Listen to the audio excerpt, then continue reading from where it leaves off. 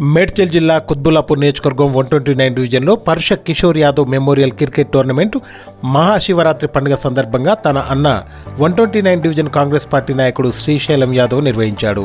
ఈ టోర్నమెంట్లో కుత్బుల్లాపూర్ నియోజకవర్గం నుండి దాదాపు 34 టీములు పాల్గొన్నాయి. మొదటి బహుమతిగా రాజీవ్ గాంధీ నగర్ విశాల్ టీం, రెండవ బహుమతిగా అనిల్ టీం సూరారం నుండి గెలుపొందాయి. గెలుపొందిన వారికి తన మాతృమూర్తి ద్వారా బహుమతులు ఇవ్వడం జరిగింది.